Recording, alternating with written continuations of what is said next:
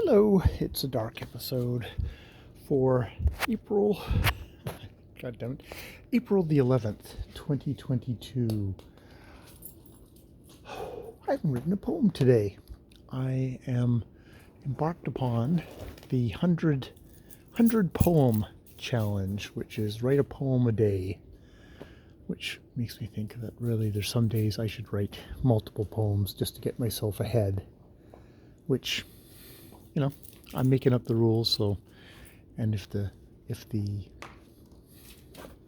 I have the inspiration, I should definitely give that a shot. Though I will try and sit down and think up a poem for tonight. I'm definitely giving myself the break of, you know what? Socks.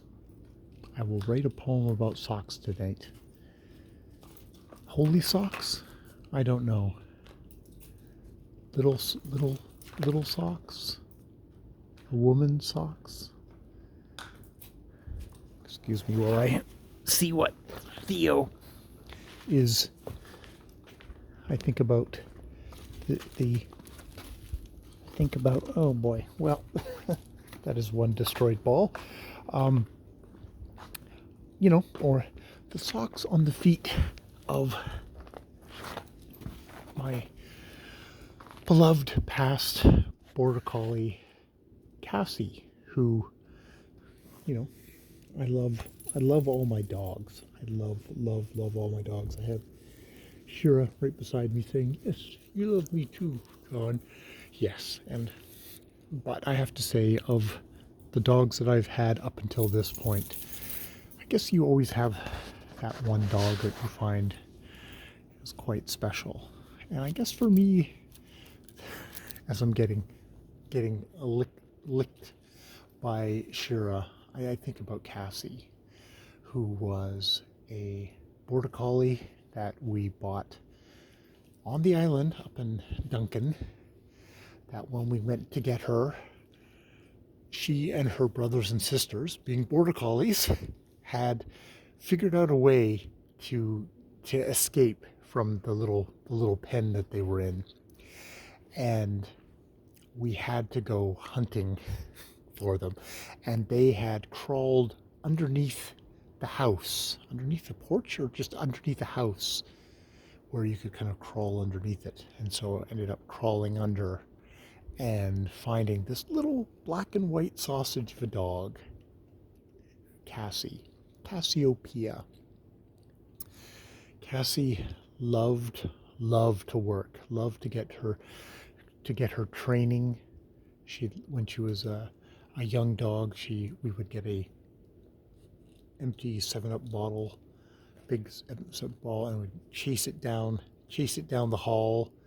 Just, that was all the clatter. Loved that. Loved fetching balls. Loved going to puppy training. Did a fair amount of puppy training with her, and just dog training. That was a dog that just loved to be like, let's do stuff. And, lots of walks and lots of throwing the ball. Yeah, very silky, very soulful eyes. Just a really kind, gentle dog.